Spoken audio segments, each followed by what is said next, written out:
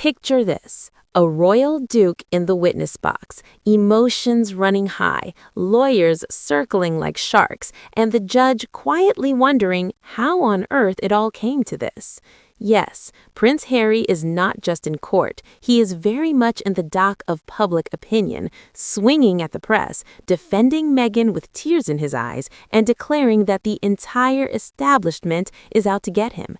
This is not The Crown. This is real life, and it is messy, dramatic, and borderline unbelievable. Quick favor before we dive headfirst into this royal courtroom drama. If you are enjoying the sharp takes and royal deep dives, hit that subscribe button and click the notifications bell. It costs nothing, takes a second, and keeps you right in the front row for every royal twist.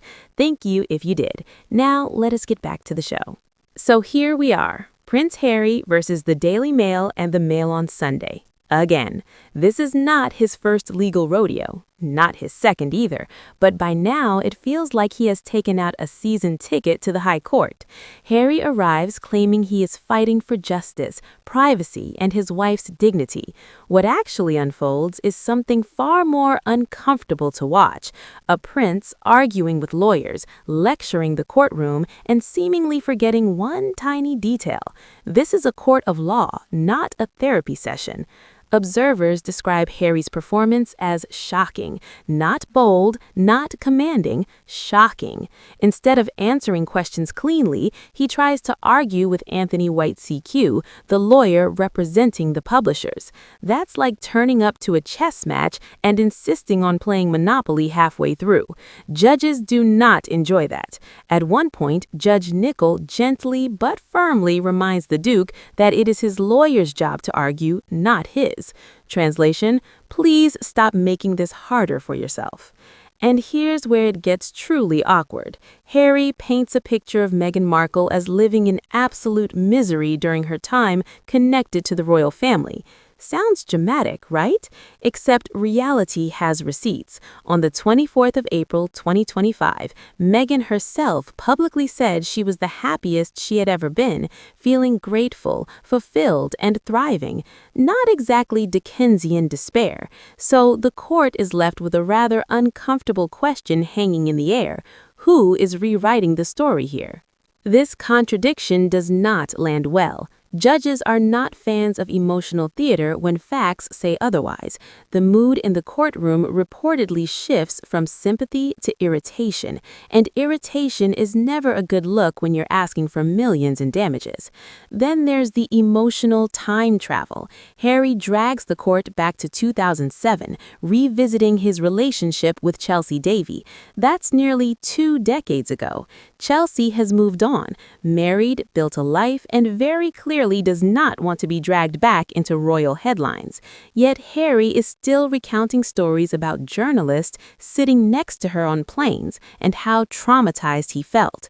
At some point, even the most patient listener wonders whether the past has become a prison he refuses to leave. According to her biographer, Angela Levin, this is not the Harry she knew. The young prince she spent time with was warm, engaging, and adored children.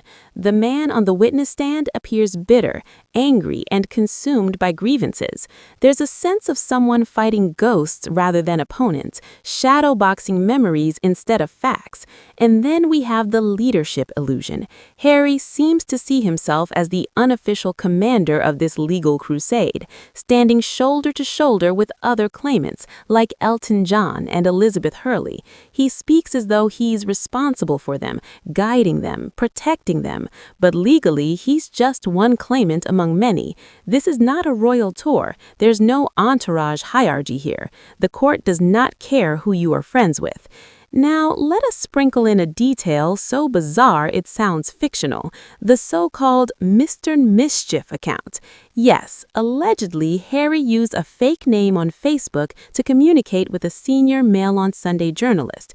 Mr. Mischief, not Mr. Sensible, not Mr. Cautious, Mr. Mischief. If this is true, it raises a painfully obvious question. If you give your phone number to someone you barely know, and they turn out to be a journalist, is that really a conspiracy or just terrible judgment? Harry claims he had no idea she was a journalist. That defense doesn't exactly scream credibility. Asking someone what they do for a living is generally social interaction 101. When you skip that step and hand over your contact details, courts tend to call that carelessness, not entrapment. The emotional strain is obvious. Some commentators even question Harry's mental well-being, describing him as lost, furious, and directionless. He says he wants to work with the royal family, then publicly attacks them. He wants privacy, yet repeatedly opens deeply personal chapters in very public courts. He wants apologies, but wages war against institutions that don't bend to emotional demands. And let's talk about consequences, because this is where the stakes get very real. If Harry loses this case, the bill could reportedly reach around £39 million. That's not pocket change. That's generational wealth territory. Other claimants could also face hefty costs, and one imagines patience may run thin if this crusade ends in financial disaster. Then there's the wider fallout: reputation, credibility, relationships.